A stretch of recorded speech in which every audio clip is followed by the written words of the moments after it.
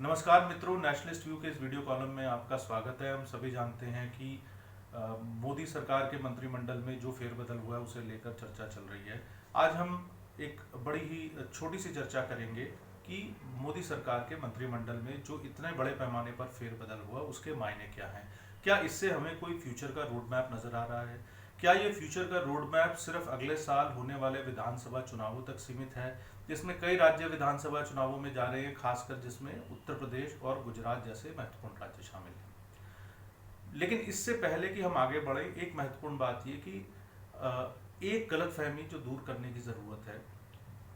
7 जुलाई को शाम को 6 बजे जब मंत्रिमंडल का विस्तार हुआ, जब नए मंत्रियों ने शपथ ग्रहण की, उससे पहले दिन भर कई टेलीविज़न चैनल्स पर, बल्कि मैं ये कहूँगा कि लगभग सभी टेलीविज़न चैनल्स पर एक ही हेडलाइन चल रही थी कि कैबिनेट एक्सपेंशन हो रहा है, मोदी सरकार के कैबिनेट का विस्तार हो रहा है।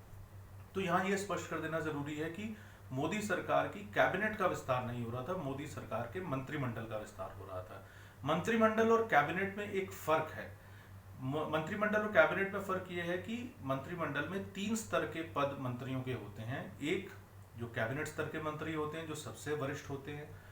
दूसरे जो राज्य मंत्री होते हैं और जिनके पास स्वतंत्र प्रभार होता है मंत्रालयों का, जिन्हें minister of state with independent charge कहा जाता है। और तीसरे जो राज्य मंत्री होते हैं। तो ये जो विस्तार हुआ, वो विस्तार मंत्रिमंडल का विस्तार था, वो सिर्फ कैबिनेट का विस्तार नहीं था, क्योंकि इसमें बड़ी संख्या में राज्य मंत्रियों ने पद की शपथ ली और बड़े स्तर पर काफ़ी संख्या में जो मिनिस्टर ऑफ स्टेट्स थे उनको इंडक्ट किया गया। इस विस्तार को लेकर एक बात ये भी हो रही है कि अगले साल उत्तर प्रदेश में और गुजरात जैसे महत्वपूर्ण राज्यों में चुनाव आए, इसलिए बड़ी संख्या में लोग वहाँ से लिए गए। इसके अलावा पश्चिम बंगाल से भी 4 नए मंत्रियों को लिया गया। तो पश्चिम बंगाल में तो इसलिए नए मंत्रियों को लिया गया क्योंकि वहाँ पर एक भाजपा का, भारतीय जनता पार्टी का राजनीतिक संघर्ष तृणमूल कांग्रेस के साथ अभी भी चल रहा है। और बड़े पैमाने पर वहाँ पर ये भी खबरें आई कि हिंसा हुई है भारतीय जनता पार्टी के कार्यकर्ताओं के खिलाफ। कोर्ट में भी इस मामले में सुनवाई चल रही है। तो हम अभी इस विषय में विस्तार में नहीं जाएंगे, लेकिन इतना कह सकते हैं कि पश्चिम बंगाल एक महत्वपूर्ण राज्य है भारतीय जनता पार्टी के लिए।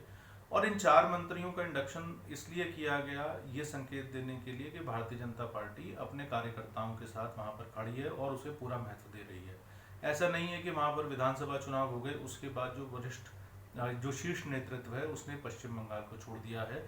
तो पश्चिम बंगाल भारतीय जनता पार्टी के एजेंडे पर एक प्राथमिकता के साथ बना हुआ है।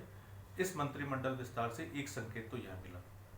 उत्तर प्रदेश और गुजरात से बड़ी संख्या में जो मंत्रियों को लिया गया, उससे स्वाभाविक है ये संकेत जाता है कि अगले साल होने वाले इन विधानसभा चुनावों के लिए भारतीय जनता पार्टी ज़्यादा से ज़्यादा प्रतिनिधित्व इन राज्यों के लोगों को दे रही है। और उसे उम्मीद है कि इसका उसे राजनीतिक लाभ भी मिलेगा, और ये बड़ी स्वाभाविक प्रक्रिया भी है। और खासकर हम जानते हैं कि उत्तर प्रदेश वैसे भी बहुत बड़ा राज्य है और गुजरात भी बहुत महत्वपूर्ण है भारतीय जनता पार्टी के लिए।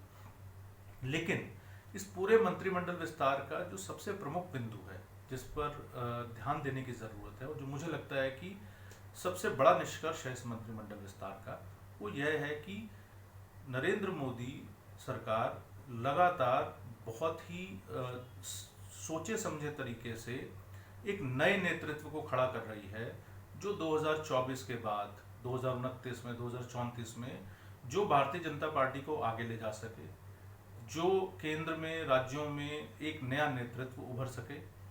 और इसका मैं उदाहरण, ये बात मैं इसलिए कह रहा हूँ क्योंकि इस बार आप देखिए कि निशीथ प्रामाणिक सिर्फ 35 साल उनकी उम्र है और पश्चिम बंगाल के कूच बिहार से वो मेंबर ऑफ पार्लियामेंट है।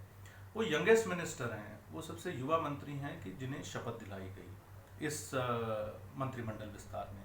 इसके अलावा कई ऐसे बड़े मंत्री हैं जिनकी उम्र 50 साल से कम है, जैसे स्मृति ईरानी, किरण रिजिजू, मनसुख मांडविया जो है उन्हें स्वास्थ्य मंत्रालय का महत्वपूर्ण प्रभार दिया गया है। कैलाश चौधरी, संजीव बालियान, अनुराग ठाकुर को भी प्रमोट करके कैबिनेट मिनिस्टर बनाया गया है। पहले वो मिनिस्टर ऑफ स्टेट थे फाइनेंस मिनिस्ट्री में।